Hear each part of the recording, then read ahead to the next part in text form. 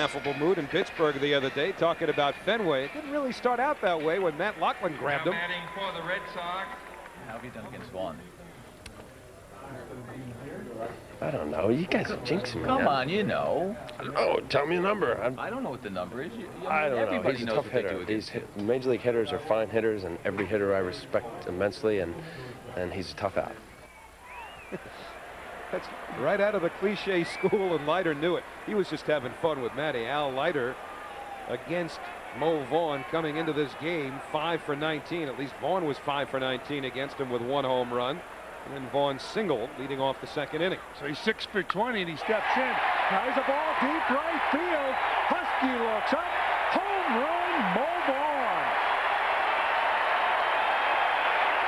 So Al Leiter said he's a good quality hitter.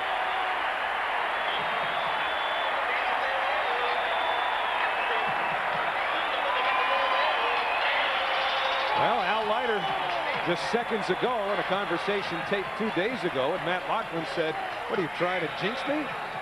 And I guess we figured it out. Matty was, and he did. And this is how he jinxed him.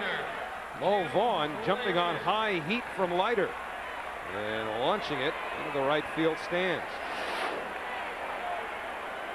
It's now 6-1. Mets on top of the Red Sox. Jim Leyritz steps in and takes the ball. Vaughn goes up to get it and got it. You know, that surprises me that he would catch up with that fastball that high in the strike zone. Castillo's trying to calm Leiter down now. I think a lot of the trips to the mound, as you look at Mo Vaughn in the Red Sox dugout, are overrated. But when you go to the mound after a home run, you can get that pitcher to refocus. That's the best time to go to the mound. He's lost his concentration because of that home run. It's now 3-0. Wow. That ball up the bat a little bit, huh? I mean, it's pretty blurry here at this point, but you see where he's making contact with it.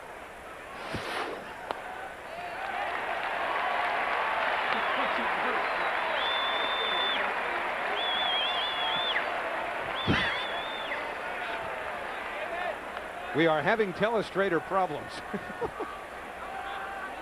Jim Leyritz draws a walk. Bob Apodaca could care less about the telestrator. His concerns about Al Leiter. So what we tried to show you was just how powerful Vaughn is, that he's able to get a ball up the bat like that.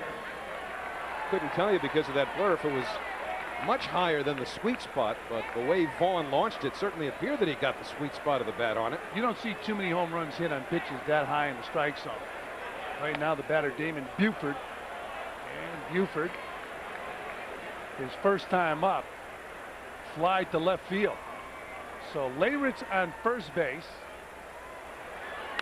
And Buford pops the ball up, foul territory. Alfonso calling for it and makes the grab.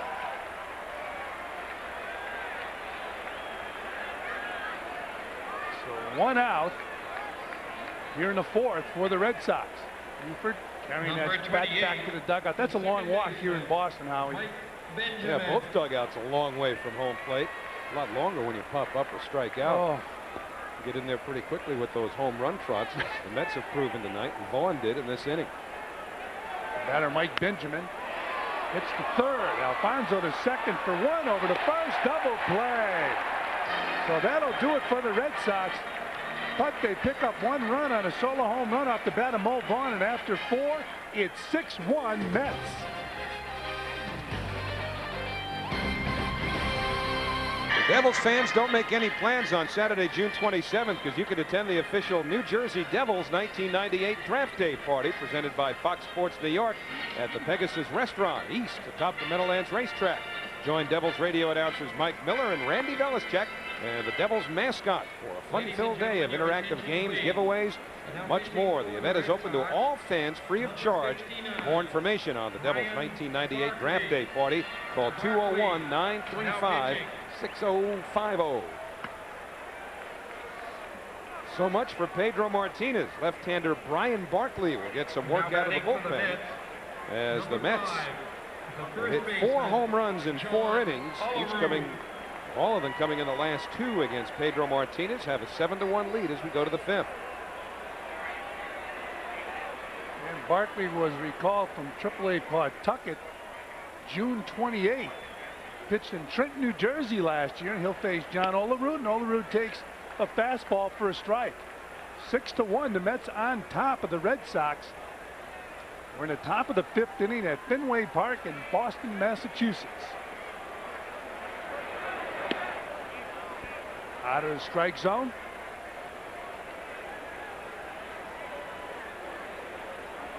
One and one on John Olerud. He'll be followed by Carlos Baerga and then Edgardo Alfonzo. Breaking ball for a strike.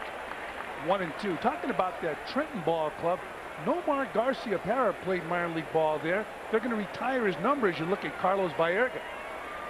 How about that? A minor league team retiring Nomar Garcia-Parra's number in Trenton, New Jersey. Olerud hops the ball up. Shallow center field. Buford coming in, but Bragg, the left fielder, makes the grab.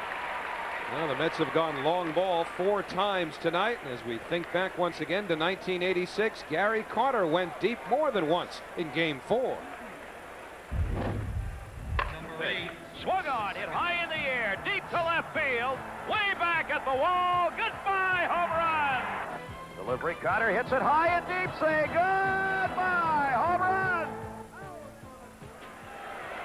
2 homers from Carter. The Mets win in Game 4 to even the series. And the batter now, Carlos Baerga. Baerga takes a strike. In this ball game, he struck out his first time up, and he singled to center field in the 3rd. Batting both times from the left side of the plate, so he turns around to face Brian Barkley.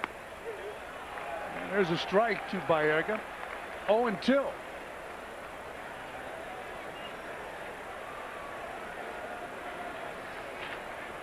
The good news is Barkley has a shot at pitching in the big leagues. The bad news, a left-hander in Boston fouled off. How many left-handed pitchers have enjoyed success pitching for the Red Sox? Mel Parnell comes to mind. Well, we've been showing you the '86 World Series highlights, and Bruce Hurst had a couple of real good years here. Bruce Hurst, Bill Lee. Affectionately known as the Spaceman, at least affectionately by Red Sox fans. The 0-2 pitch to Baerga's outside. I don't think Don Zimmer had much affection for him. What Lee call him? The gerbil? Yeah, and Don Zimmer did a fine job managing the Red Sox for a number of years. Tough place to manage. Here's the 1-2 pitch. Fly ball center field. Buford drifts over, makes the grab. 2 down. This copyrighted telecast is authorized under television rights granted by the New York Mets solely for the private, non-commercial use of our audience.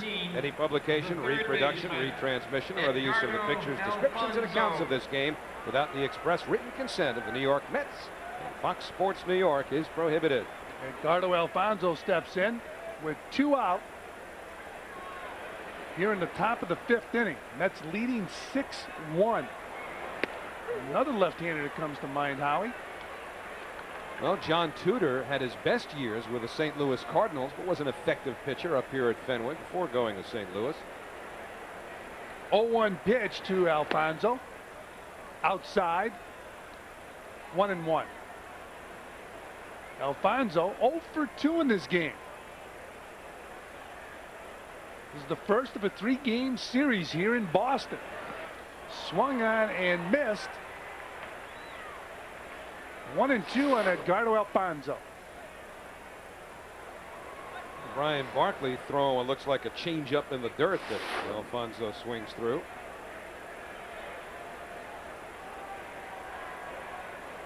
And the 1-2 pitch. Fouled back.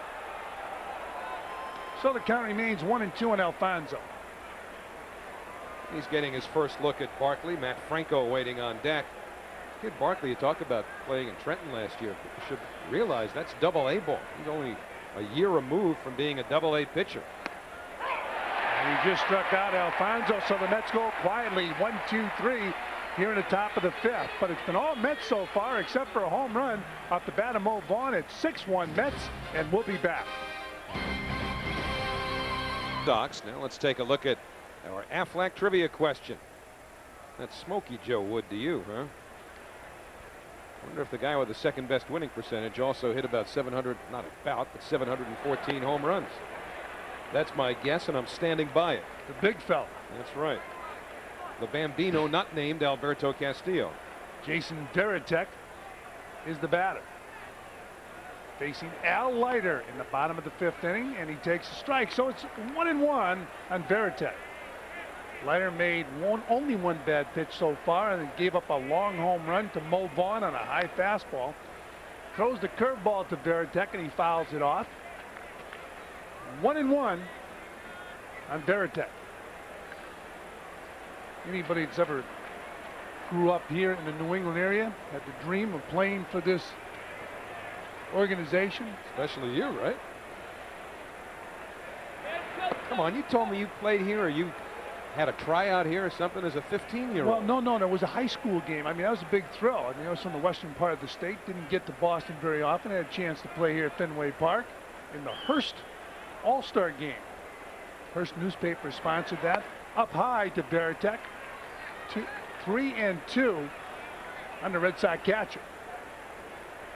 Boston, Massachusetts. Landscape behind the wall's been the same probably since 1918, huh? Varitek fouls it off. 1912, when this building opened, those buildings looked like they might just about be 86 years old. The fans love their Red Sox here in Boston, but it wasn't always like that. Prior to 1967, the Red Sox weren't a big draw. After 67, they became a huge draw. Ground ball is short. Luis Lopez over to Olerud. 1 down. Well, remember the Friday night free admissions deal the Mets have with Pepsi at Shea Stadium. Into the Pepsi picnic area go the first 600 fans with a Pepsi can or bottle free on Friday nights. Every Friday night this season, the Mets are home with the exception of June 26th. And the Friday night action continues on June 19th. The Mets play the Florida Marlins. Darren Bragg takes a ball from Al Leiter. Leiter with a 5-run lead. It looks like he has his good stuff tonight. Breaking ball misses. 2-0. Well, you have a 5-run lead. You want to get ahead and stay ahead.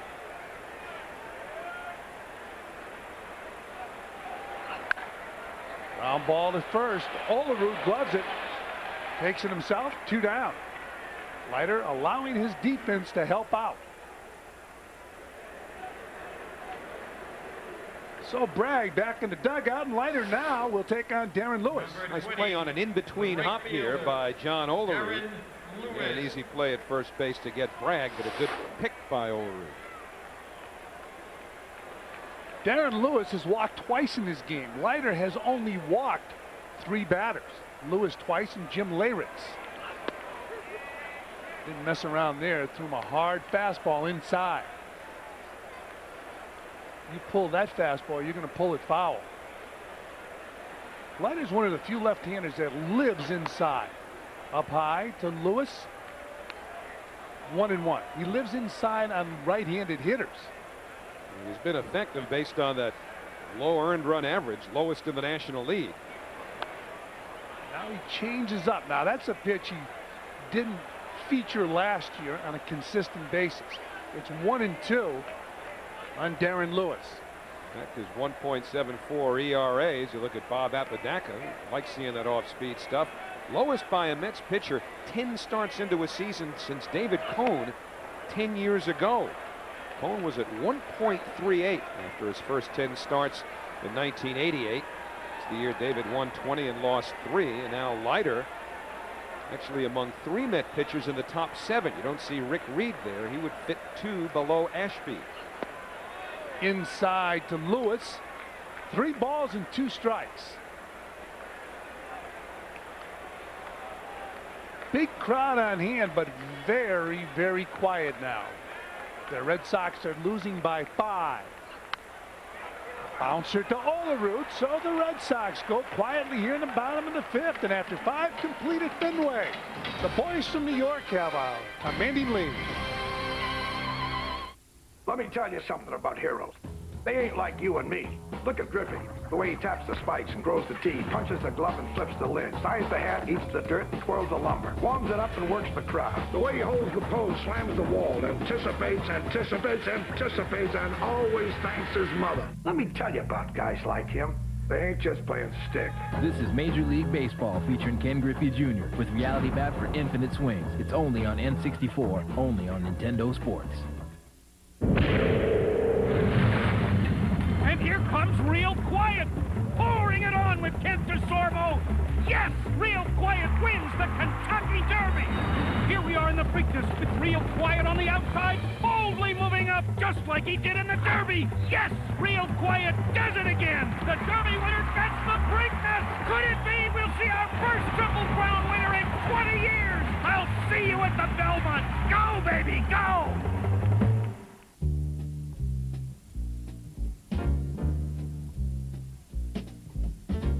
Living out with my baby can't be bad because it feels so good. Never felt quite so sunny, and I keep on knocking wood. Stepping out with my baby can't go wrong because I'm in right. It's for sure, not for maybe, and I'm all dressed up tonight. As a business traveler, join National's Emerald Club and you can bypass the counter, choose your own car, and get on the road fast. So what are you waiting for? Let's go. National Car Rental. Sixth inning here at Fenway Park, so it's the Coors Light Silver Bullet sixth. And Roseanne Guarino from New York is today's lucky fan. So if the Mets hit a home run this inning, Roseanne gets dinner for two at a participating Applebee's. Matt Franco leads off, takes ball one from Brian Barkley. Franco batting against a left-hander as the DH for the first time tonight as the Mets chased Pedro Martinez with kind of long balls that Roseanne Guarino is hoping the Mets still have in their arsenal, at least here in the sixth inning. Franco struck out, flied out to left. And a breaking ball. 1-2 on Matt Franco. That does not get a whole lot of opportunities to hit against left-hand pitching. He takes downstairs for ball one. In fact, this is the first at bat that he's had against Southpaws this year. With a 5-run lead, Bobby Valentine certainly not wanting to waste a player. Remember, Mike Piazza's out of the game, so he's already inserted his second catcher. And Franco hits it deep to right field. Lewis with a warning track. And there's one man away. Mookie Wilson in Boston. Of course, it took place in New York, but he was an integral part of the most famous at-bat in Mets history.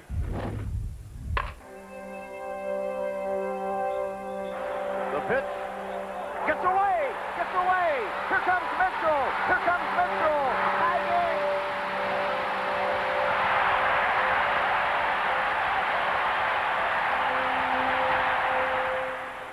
And there was more where that came from. Husky fouls it off. A lot of people felt that Stanley had a problem throwing that ball. Rich Gedman was a good receiver.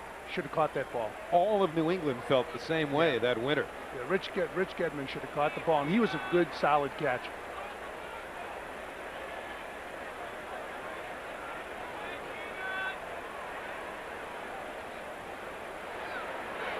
Ooh. And Husky is hit. Now remember, Brian Barkley's not the guy who hit Piazza. If you are just tuning in, can't say that often enough when something significant in terms of an injury has happened. Mike Piazza was hit by Pedro Martinez on the hand in the first inning. Piazza left the game, and they're doing x-rays. They went inside with a fastball, and the southpaw wanted to get it way inside. I don't blame him pitching inside, and he doesn't throw real hard, but Barkley got it too far in, hit Husky right in the thigh. Well, no way you can get out of the way of that ball. In fact, if you want to hit a batter when you're throwing at him, that's where to throw it. So Luis Lopez, who hit his 6th major league home run his last time up, takes a strike, 0-1. Lopez grounded into a double play to end the second inning. before hitting his second home run as a Met.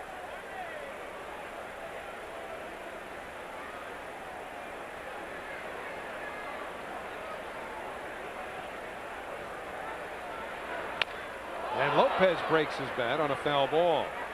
And that's his gamer. He hit a home run in this game with that bat. Yeah, but he's using Fonzie's bat, huh? That was a great shot. That was Edgardo Alfonso's bat. Well, you know, famous. It just snapped. Well, you know the rest of the story with Mookie Wilson, but make up your own mind here. Would he have beat Stanley to the bag? And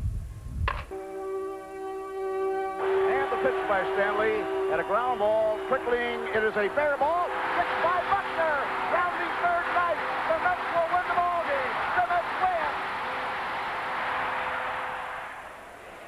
win. Mookie will say yes, Mookie, absolutely. Mookie felt he would beat Buckner or Stanley to first base. Buckner would have had no shot. He was out there on gimpy knees, and to this day, people in Boston blame then manager John McNamara for not having taken him out for defense going to the bottom of the 10th inning. But Mookie swears he's going to beat Stanley to the bag, and he probably would have. Bob Stanley caught a more of a lumbering type physique. Mookie running from the left side. One of the faster players in the league in those days, probably wins that foot race hands down. Although Stanley did get a good break off the pitcher's mound, but that was then, almost 12 years ago. Now it's 6-1 New York. And Lopez hits it in the air to right field. Husky halfway. And he'll stroll back to first. 2 men away in the 6th. We saw Lopez break his bat before, but it was really Edgardo Alfonso's bat. He went back into the dugout, picked up a new bat. You got to wonder if this is another Alfonso bat. He pops this ball up, and an easy out.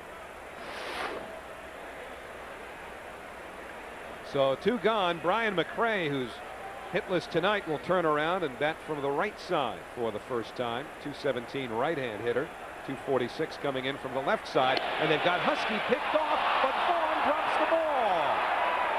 Now that's going to go as a stolen base. So when you look at the box score tomorrow, it's an SB, and they hold that against the catcher. He wasn't even involved. Look at this. Good move by Husky. Run right towards the infielder. As big as Husky is, he can block Vaughn's view of the infielder and maybe take it in the back with a stolen base. You'd find a way to take it personally. So Husky in scoring position for Brian McRae. And the off-speed pitch misses outside. McRae played here often. He's a member of the Kansas City Royals. Here's Husky measuring a short lead from second. And the change. 1-1 on McRae.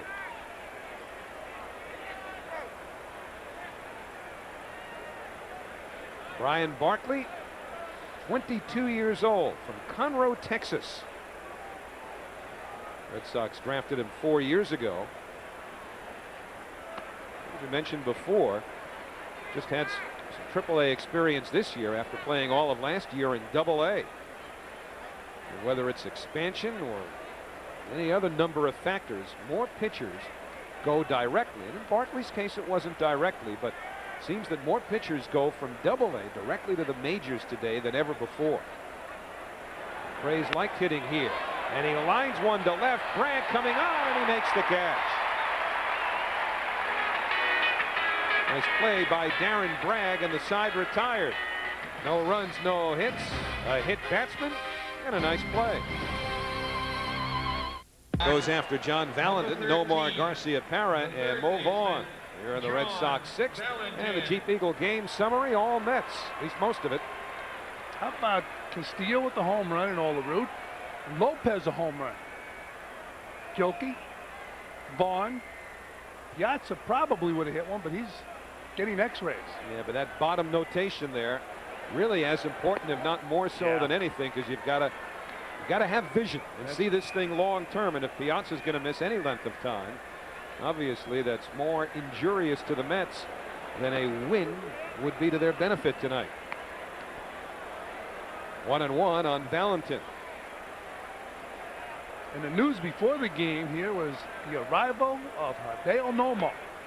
He will pitch on Tuesday night against the Tampa Bay Devil Rays. Interesting to see the support that Nomo gets at Shea Stadium right off the bat.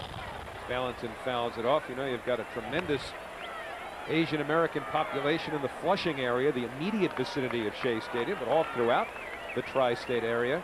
You think back to last year when Chan Ho Park pitched for the Dodgers at Shea Stadium. How emotional situation that was as Valentin goes down on strikes. One out here in the 6th inning. A lot of Korean American fans came out to Shea Stadium and flags were waving. And pitched the old fastball right by Valentin out of the strike zone. A lot of talk tonight was, as you look at that last pitch again, will Nomo and Arabu square off in the series between the Yankees and the Mets? That's 3 weeks from this weekend at Shea Stadium. Omar Garcia-Parra had what to this point has to be considered the pivotal at-bat of this game from a Red Sox standpoint. They were down 3-0. Garcia-Parra, the batter, with 2 outs and the bases loaded in the 3rd inning, and Leiter struck him out. And that's after Garcia-Parra ended the 1st inning by grounding into a double play. That's going to be the biggest out of the ball game if the Mets go on and win this game. Getting their best hitter to strike out with the bases full. Upstairs, 3-0. And a good clutch hitter. Contusion, left hand. X-rays negative on Piazza. He is day to day. That is good news. The fact that the X-rays were negative. 3 balls, 1 strike to Nomar Garcia-Parra. Jay loves that word. Contusion. Yes. Practicing before he came into the booth, but full count now to Garcia-Parra. The way that Piazza took that pitch on the hand from Nomo. We'll see Nomo on Tuesday. From Martinez. You know, you just worry about broken bones there, and thankfully there are none. A walk to Garcia-Parra. That's the 4th walk issued by Al Leiter. Mo Vaughn coming up. A big story tonight. Hideo Nomo, now a New York Met. That's GM Steve Phillips explained before the game why he made the deal. I think that you know, getting somebody of Hideo Nomo's caliber to add him to your pitching staff, your starting rotation, for us, it really has filled out that rotation where every day we know what we can get out of our starter, and we had to give up some pitching, and obviously Dave Malicki and Greg McMichael have helped us to this point, but we think we have enough depth in the bullpen to cover ourselves. Getting Brad Klontz back helped quite a bit as well, and you know, we think we're a better pitching staff right now. Mo Vaughn, the batter, 1-0. But I had an interesting talk after that interview with Steve Phillips about what input Mike Piazza might have had in the Nomo deal. Inside to Vaughn, 2-0, and he said they did not tell Piazza while the deal was being constructed, as a matter of policy. Take a look at what Nomo has done. Now you can be cynical or skeptical and note that the numbers have declined, the earned run average numbers, each of his 4 years now in the major leagues. But I asked Steve Phillips, well, why not bring Piazza into the loop, because he caught him, and he caught him recently. And he said, well, we don't want to give one of our players, the information that, you know, we might be going after this guy, because then the question's going to be, well, who are you going to give up for him? And didn't want to get into any information possibly leaking out under the circumstances with a lot of teams in the running for him. But just as a matter of policy, he figures, listen, Dave Wallace is here. Wallace knows him better than anyone, having been his pitching coach since Nomo came to the major leagues. And that their scouts had an even more recent feel for Nomo as opposed to Piazza, who last caught him a few weeks ago. So he figured they wouldn't bother dealing with Piazza on the possibility of a Nomo trade. Olerud to second. That's 1, and the Mets have turned another double play. That's 4. 6 innings in the books here at Fenway, and 4 of them have featured a Mets double play. Olerud starts it and finishes. When Tampa Bay makes its first visit to Shea, the Mets sting the Devil Rays, and Fox Sports New York has it Monday at 7:30. Bernard Gilkey has a home run in this game as he takes a strike on the outside corner from Brian Barkley, starting the 7th. Gilkey 2 for 3, including his 3rd home run.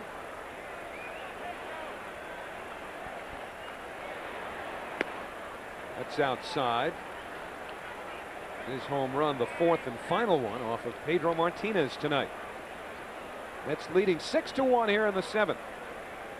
Trying to break a 3-game losing streak when they totally stopped hitting.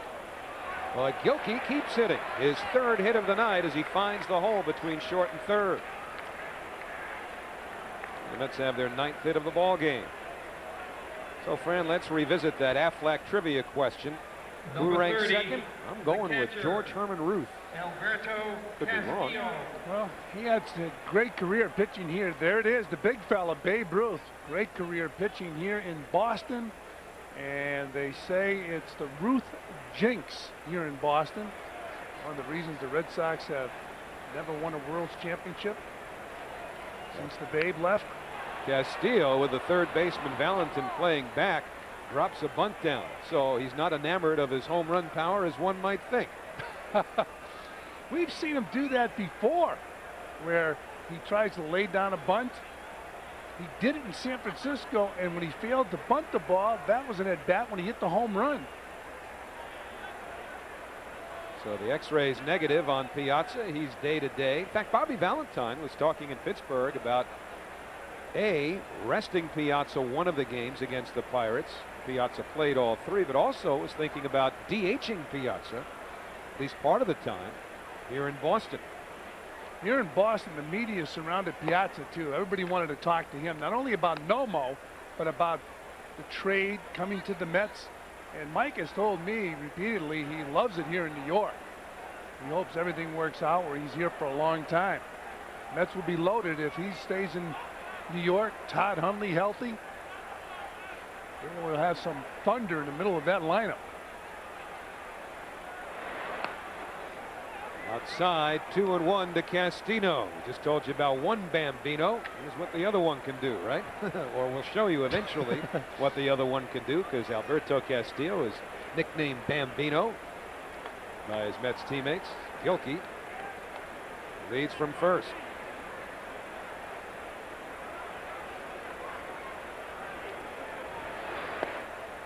Inside.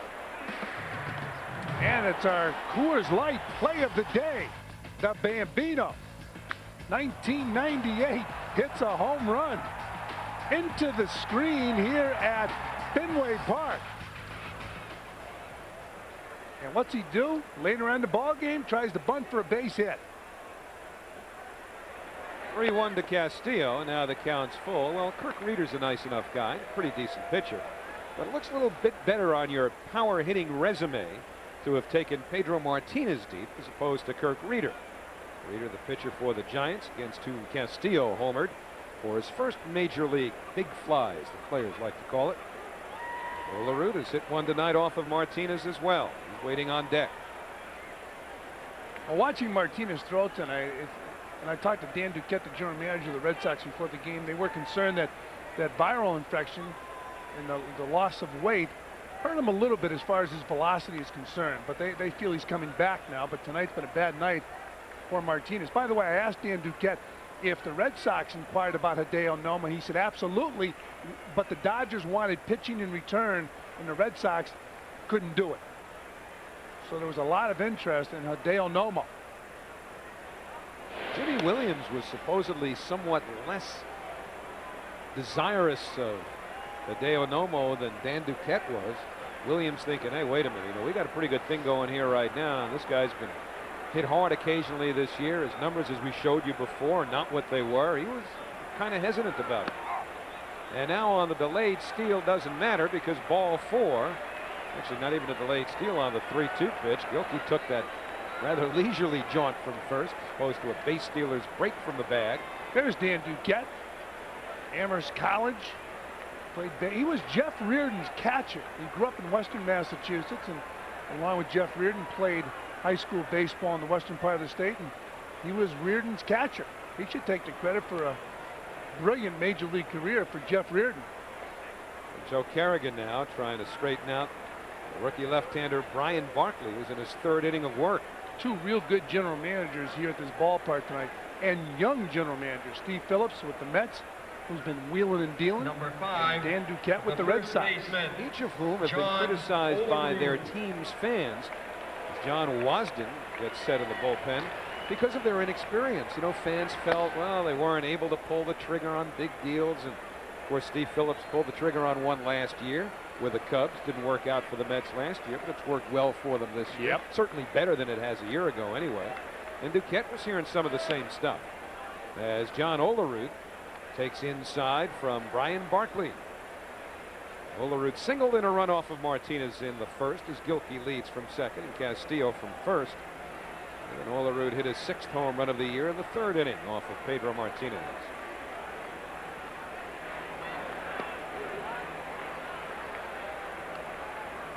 One ball, one strike now, and John Olerud has done that all year. Once again, he has that real high batting average coming into tonight's action. And he told me a few years back when he was flirting with the 400 mark when he got into August. In the hole, base hit for Olerud. Here comes Gilkey around third. Lewis up with the ball. His throw going to third. Castillo in safely. Olerud on first with an RBI single, and the Mets are leading 7-1. 3 RBIs in tonight's ball game. 3 hits for John Olerud. 3 RBIs. And again against a lefty, a good swing. Absolutely perfect swing by John Olerud.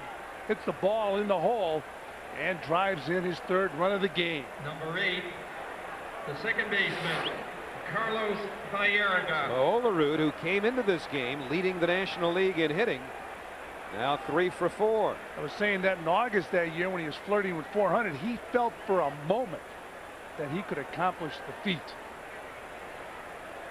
Carlos Baerga turns around and hits from the right side. And he hits it hard into right center.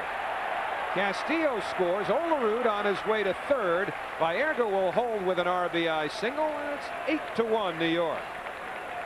Baerga with 2 hits in this game, and he's picked up an RBI. First game of a 3-game series here in Boston. And the Mets have come out with their bats ablazing. They got beat 3 straight in Pittsburgh, and this is a new ball club here at Fenway Park. Carlos Baerga, his 2nd hit of the game, a single to right field. I know we've said it before over this last stretch from Baerga, but good swing. Yeah. That's a pretty good pitch. Right out there. That's a good pitch. And we've heard hitting instructors talk about that front foot too. You see Baerga's front foot pointed right towards the pitcher, right towards second base, not pulling off as he was last year from the right side. Well, and we've said it a million times. When that ball this year hits his bat, the barrel of his bat, the ball explodes off the bat. And Bobby Valentine deserves a lot of credit for being patient with Carlos Baerga. So the Mets swinging some hot lumber here at Fenway Park. John Wasden answers the on the point call to the bullpen. Mets with 8 runs, 11 hits, and they're on their way, leading the Red Sox 8-1 tonight at Fenway. Like a Tri-State GMC dealer. 13, the third baseman, Edgardo Alfonso. Mets have 2 in here in the top of the 7th, and now John Wasden comes out of the bullpen to replace Brian Barkley. And Wasden had some egg on his face yesterday because he was sent down to Pawtucket a couple of days ago, and then Dennis Eckersley went on the DL yesterday. He had a problem with his right shoulder, and so Eckersley goes on the DL, and Wasden, it really voiced some displeasure with Red Sox management after being sent down. Damon Buford came back off the DL, and he figured a position player was going to go down, but turned out they wanted Wasden to go to Pawtucket, and he never quite got out of town. He had some pretty harsh things to say, which found their way into the newspaper yesterday. And did you say, I take it back? Well, no. Eckersley told him, now don't try that misquoted routine. 1 ball, 1 strike to Edgardo Alfonso. I mean, he was basically giving it the old Ralph Cramden, a hummin', Mr. Duquette. I didn't really mean it. Fonzie twice has ended innings bouncing into a fielder's choice, a 3rd time by striking out. On the inside corner. 1-2 to Alfonso. It's Olerud at 3rd and Baerga at 1st. John Wasden came here with a deal that sent Jose Canseco back to Oakland.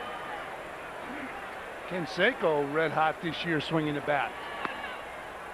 Inside to Alfonso, 2-2. You mentioned Dan Duquette. Well, his cousin Jim Duquette is director of player personnel for the New York Mets. Does a fine job working with Steve Phillips. It'll be a 2-2 pitch to Alfonso. And he hits it the other way. In comes Lewis. Tagging is Olerud. Down the line comes Olerud. Play at the plate, but he's safe. That great speed again. We saw Olerud with the good speed in Pittsburgh steal a base. And Alfonso just picked up an RBI because of Olerud's speed. Alfonso hitting a fly ball to right field. And a strong throw from Lewis. Varitek with the left foot in front of the plate, but Olerud with that good speed and good momentum, he moves that foot. Now you see Olerud tagging up. He said, ha, piece of cake. And he's off and running. And he runs, and he runs, and he slides. So John Olerud on this road trip trying to show Bobby Valentine that he should have the green light. So the Mets with 3 in this inning now have a 9-1 lead as Matt Franco takes strike 1.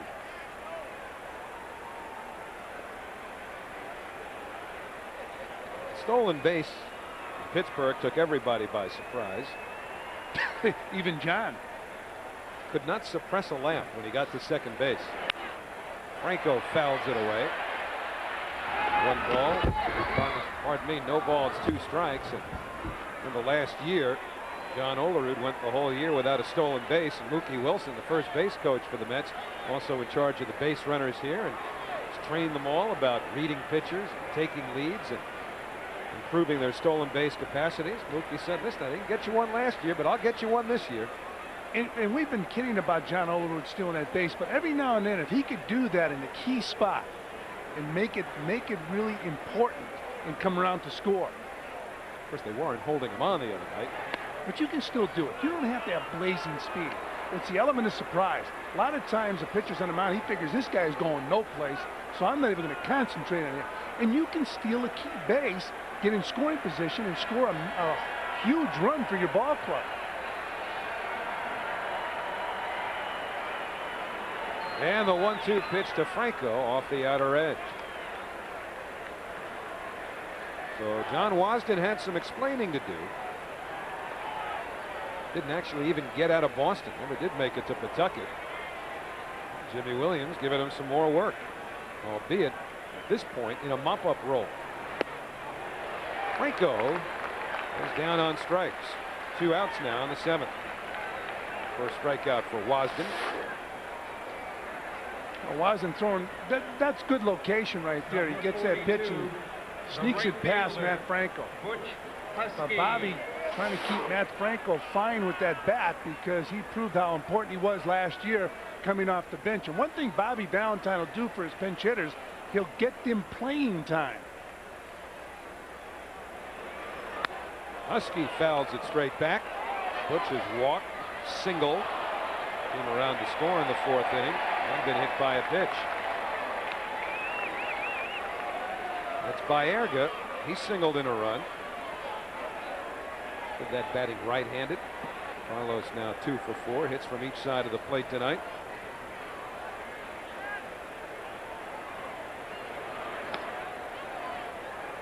Huskies had the home run touch over the last week with home runs in 3 of his last 5 games. But he wants to hit one here. He wants to go over the green monster. I figured if Castillo could do it, then he's going for a shot at it. But he fouls it back, 1-2. And Husky got a pitch that he could drive and fouled it back. Castillo did it.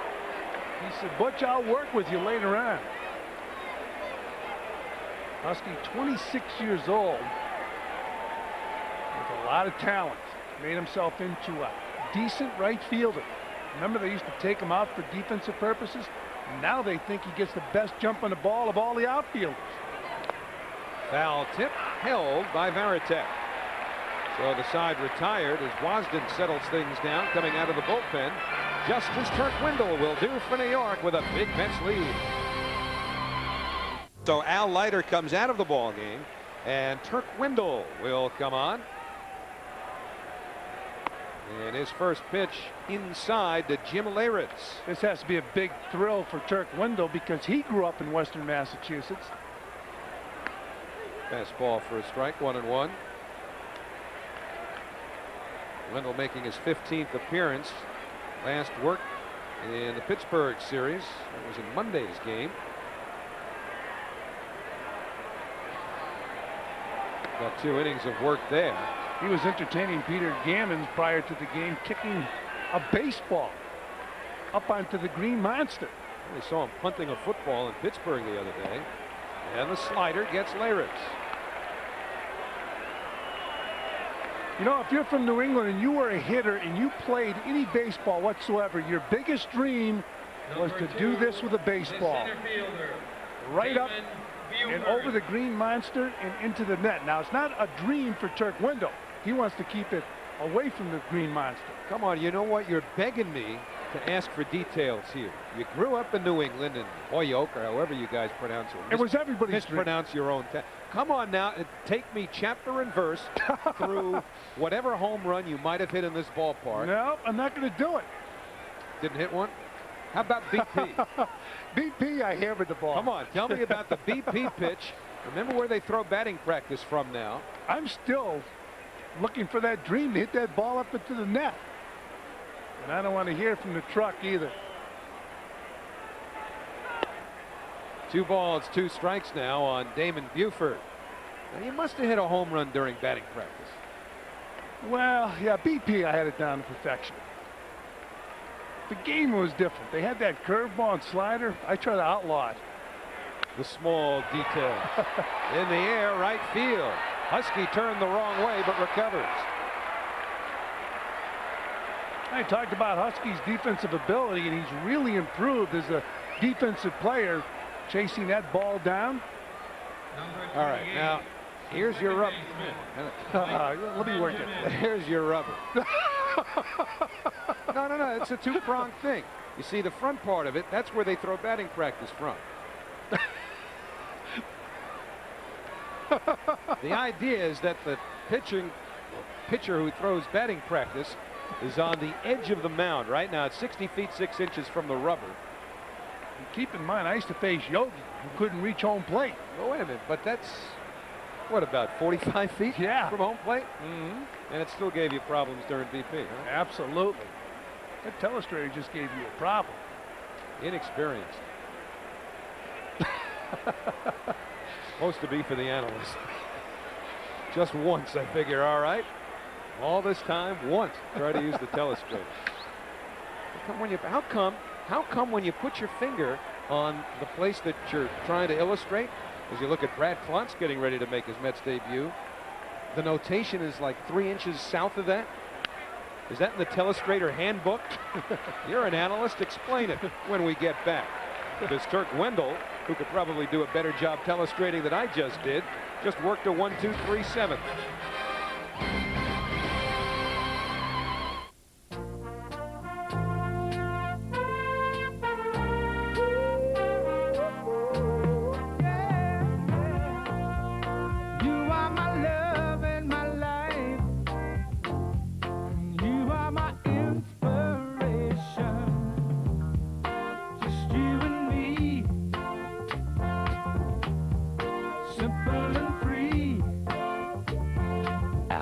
Insuring over 40 million people worldwide. No, I don't need vinyl siding. This is an apartment. I can't get away from these salesmen. I'm Jim. Hi, Jim. This is for you. Hello? Make sure you deal with a pro, like your GMC dealer. It's closer than you think. Here, let's take a look. The power you want, the space you need. Lease a loaded Jimmy SLS now for $296 a month with just $796 due at lease signing.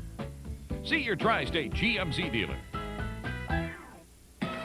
Oh, no, don't get it. You'll find it easy to get to. But very hard to leave. It's the Mohegan Sun way. You keep the line short and the action nonstop. It's the Mohegan Sun way. Everybody wins at these tables. It's the Mohegan Sun way. We'll make every visit one you'll remember. It's the Mohegan Sun way. Exit 76 off I-95 in Connecticut. Like no place on earth. Come experience The Mohegan Sun Way. New York Mets baseball is brought to you in part by the Dime, the bank that's with you all the way. I got Healy with me all the way up here. Win or tie. Go to the telestrator, you're on your own. I thought you did a great job. I don't know. How is it when you put your finger on second base, the telestrator picks up the pitcher's mound? Anticipation's the key. All right. Luis Lopez must have anticipated that fastball from Pedro Martinez in the 4th inning, launched it for a home run, leads off the Mets' 8th. He broke his game bat, but it really wasn't his bat. It was Edgardo Alfonzo's bat. And the first pitch of the 8th inning by John Wasden, there for a strike. Lopez hit his first Mets home run last year off of Carlos Perez of the Montreal Expos, for whom Pedro Martinez played. 0-2 to Luis Lopez. Lopez, Brian McRae, Bernard Gilkey, scheduled hitters for New York here in the 8th inning.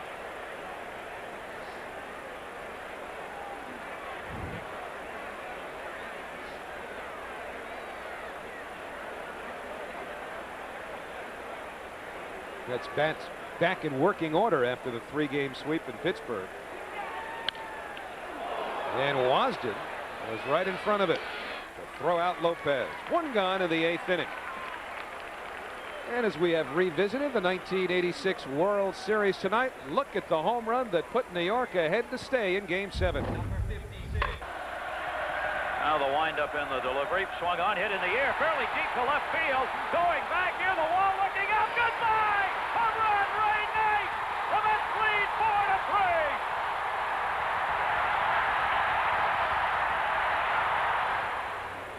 4-3. Off of Calvin Schiraldi. McRae lifts one foul. Vaughn over once again. This time Benjamin joins them. Probably figured they'd still have some of those sodas and peanuts out there. Vaughn was shopping again.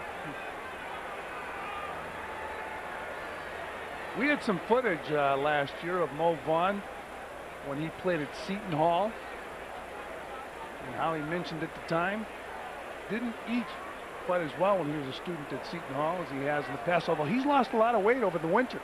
He's had to. Remember, he hurt his knee against the Mets last year. Missed some time. And the split, 0-2 to Brian McRae. You know, we saw John Olerud hit a home run this game into the bullpen, and Luis Lopez. What amazes me is Ted Williams, when he played the first part of his career, the bullpens weren't out there, so he had to hit the ball even further to hit a home run. And the 0-2 pitch bounced to Vaughn. And Vaughn takes it himself. I think Mo might have thought that was the 3rd out. Did he make a motion? Well, this is last week at Yankee Stadium. Remember, the Red Sox had an 11-0 lead. The Yankees were starting to come back. And this is only part of a Mo Vaughn tirade that earned him a reprimand from his mom. His mother saw some of that anger and frustration eking its way out in some less than choice words, some salty language, as you would say. And Mo's mom called Mo and set him straight. Said, that's a bad example. Well, I know that his dad was a well-known educator in the state of Connecticut and had a tremendous influence on some youngsters. One in particular who told me that Mo's dad had a tremendous influence on him, Calvin Murphy, who was an outstanding basketball player from the state of Connecticut, grew up in that area, and Mo's dad had an influence on his life. When we were in Houston, or at least the Mets were in Houston at the end of April, and you mentioned Calvin Murphy now, he's running the sports commission, I think, for the city of Houston, and he's in some hot water. Yes, I read that same article. Not sure exactly what the charges were, whether they're misappropriation of funds or things along those lines, but Calvin Murphy's in big trouble in Houston. It's got nothing to do with missing a free throw. He never missed a free throw. No, had the record. Still has the record, I believe. Gilkey needs a triple here to get the cycle. He's got a double, a home run, and a single.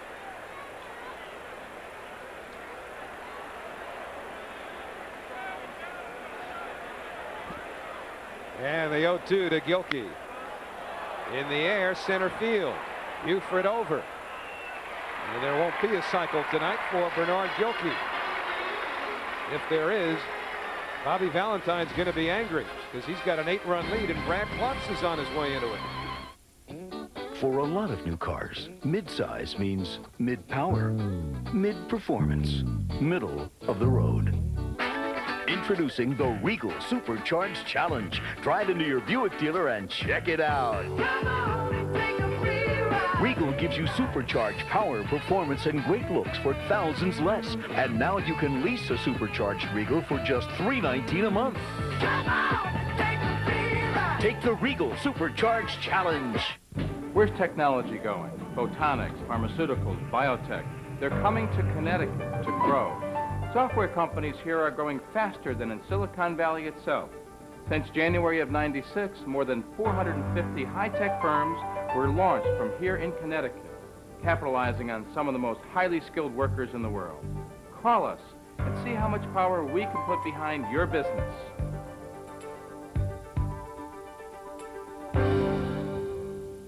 Delivery to him. Gilkey, long drive. If it's fair, it's gone. It's over. Way back. Way back. Goodbye. Home run. It is. It's over. Mets win. Show up at Shea on Father's Day, June 21st. All men 15 and over will get a Father's Day floppy hat courtesy of Tropicana and ShopRite. Be here when the Mets take on the Florida Marlins. For tickets, call 718-507-TIXX. That's 718-507-TIXX. Happy Father's Day. Go to the last of the 8th inning with the Mets leading 9-1, and the interleague wars continue Monday night. Fox Sports New York will have the Mets against Wade Boggs and the Tampa Bay Devil Rays. First pitch a little after 7:30, and then on Tuesday, Hideo Nomo makes his Mets debut against the Devil Rays. Another 7:30 start here on Fox Sports New York. Interleague action coming up, so make sure to check your local listings. And welcome to the New York Mets, Brad Klotz.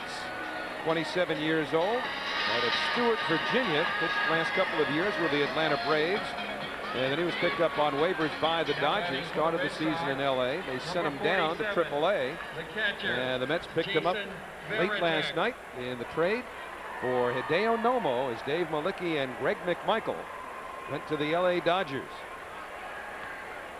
So Brad Klotz becomes the third Mets pitcher. Bobby Valentine and Bob Apodaca will take a look at his work. Jason Varitek, the Boston catcher, leads off here in the 8th inning. 9-1 Mets. And a nice play by Olerud. And Klotz got to the bag. Olerud wasn't sure whether or not he'd do it himself or Klotz would get there. It looked like Varitek might beat this out. Nice play by Olerud. And he realized that Varitek had a shot at beating him the first, and he flips to Klotz. Number 56, the left fielder. Olerud said, I'm fast, but I'm not that fast. So 1 out, nobody on. Darren Bragg, the batter. Now you'll notice that Klotz is that submariner. And generally, these right-hand submariners have trouble with left-hand batters. And if you're right-handed you're facing, you want to try to hit the ball right back at the pitcher or to the right side. Tough to pull those guys. Double barrel action, both left-handers. Dennis Cook and Brian Bohannon in the Met bullpen. 1-0 now to Darren Bragg. There he is. And he's, again, you'll have to take our word for it, but he's got number 16 on under that jacket. First Met to wear it since Doc Gooden. Charlie Samuels, the equipment manager who's in charge of dishing out uniform numbers, was not going to give number 16 away, but then Nomo came along and he figured, all right, he's accomplished enough, I'll do it. It's going to be interesting to see how Nomo adjusts to the media coverage, which is tremendous in New York. He's had a very acrimonious, I guess would be the word, relationship with the media from Japan. And I think the media in New York is generally, and I'm not there all the time, of course, but what I hear is that the media, never mind the Japanese media, but the English-speaking media in Los Angeles is not generally as critical or demanding as they are in New York. And so that's something else for Nomo to concern himself with if he chooses to. If you look at the Delta Airlines upcoming schedule, we'll be back with you against the Tampa Bay Devil Rays on Monday. Fox and then ESPN will handle the rest of this series. And don't forget, Nomo makes his Mets debut in that Tuesday night game. So it'll be Nomo pitching to Piazza, we hope, Tuesday in New York. Well, Brett Butler, when he came to the Mets, really had to adjust, and he talked about it. He and I had one rather acrimonious discussion about the differences in reporting ball players on field. Never mind the off-field stuff, but just the way their on-field playing is reported in New York. Butler found much more harsh than it was in Los Angeles. Of course, that was his opinion. But he felt that the media here kind of looked for things that were negative. I didn't feel that way. I thought it was just a matter of reporting what he did. Brett Butler, when he was with the Mets in 1994, had what by his own admission was a miserable day at Shea Stadium. 2-1 to Darren Lewis. He was thrown out a couple of times on base, made one or two bad plays defensively. And I was doing the Mets Extra postgame show at the time, and basically said that Brett Butler probably played about as bad a game as he's capable of playing today. Pick up the papers the next morning. Butler said, and I quote, "That was the worst baseball game I ever played in my life," end quote. I get to Shea Stadium the next day. First thing I'm told is, "Hey, Butler's looking for you." He's got boxing gloves on. Said his wife heard what you said about him after the game and was never so embarrassed for her husband in her life. And all I was saying was the same thing that Butler said about himself. I said, "Listen, if you want a tape of it, I'll be glad to give you a tape." He said, "Okay, I'll take one." Never spoke to me about it again. Provided a tape, but never spoke to me about it. Did he ever speak to you again? No. But, you know. But the amazing, you know, the point of the conversation here is that the New York media simply, you know, if you have a bad game, say you had a bad game.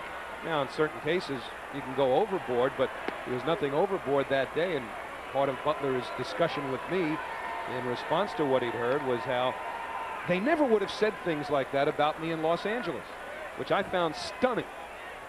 Stunning, because there was nothing out of the ordinary about what he'd done that day. So that's something that perhaps, as we talk about Hideo Nomo, he'll have to deal with as well.